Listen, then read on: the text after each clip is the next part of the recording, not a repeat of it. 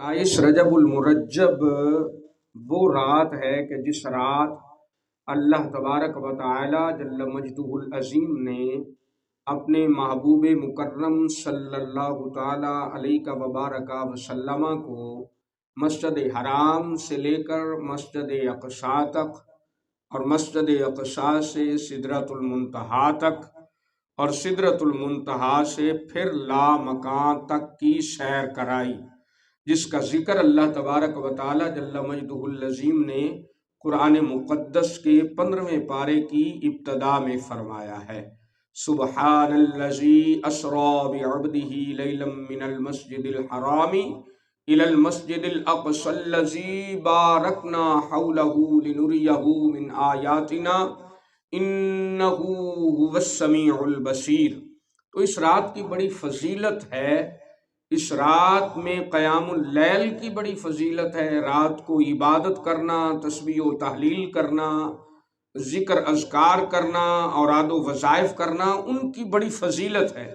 میں آپ کو نوافل بتاتا ہوں، وہ نوافل ادا کرنے کے بعد اور جو ذکر میں بتاؤں گا وہ آپ پورا کرنے کے بعد آپ انشاءاللہ جو دعا مانگیں گے اللہ تبارک و تعالی آپ کی دعاؤں کو قبول فرمائے گا۔ آپ جو بھی دعا مانگیں گے، جس قسم کی بھی دعا مانگیں گے، جائز دلی مرادوں کو رب تعالیٰ کی بارگاہ میں پیش کریں گے تو اس رات کو یہ وظیفہ کرنے کے بعد، یہ نوافل ادا کرنے کے بعد اللہ تبارک و تعالیٰ آپ کی دعاؤں کو شرف قبولیت عطا فرمائے گا۔ 12 نوافل پڑھیں، 12 رکعات ادا کریں، نفلوں کی صورت میں 2 کر کے 12 نوافل پڑھیں، اور ہر رکعت میں سورہ فاتحہ کے بعد 5 مرتبہ سورہ اخلاص کی تلاوت فرمائیں۔ قل هو اللہ احد اللہ الصمد لم یلد ولم یولد ولم یکن لہ کفوا احد۔ 5 مرتبہ سورہ فاتحہ کے بعد ہر رکعت میں 5 مرتبہ سورہ اخلاص پڑھیں۔ اس طرح کر کے 12 نفل پورے کریں۔ 12 نفل پڑھنے کے بعد 100 مرتبہ تیسرا کلمہ پڑھیں، سبحان اللہ والحمد للہ ولا الہ الا اللہ واللہ اکبر ولا حول ولا قوة الا باللہ العلی العظیم۔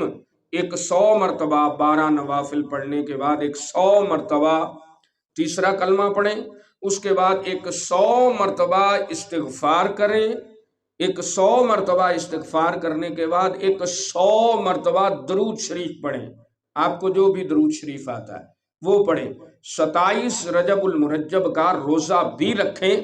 یہ نوافل ادا کرنے کے بعد اور یہ ورد وظیفہ کرنے کے بعد پھر خلوص دل کے ساتھ، عاجزی اور انکساری کے ساتھ اپنے دامن کو بچھا کر، اپنی گردن کو جھکا کر، اپنے ہاتھوں کو اٹھا کر اللہ تبارک و تعالی جل مجدہ کی بارگاہ میں دعا مانگیں۔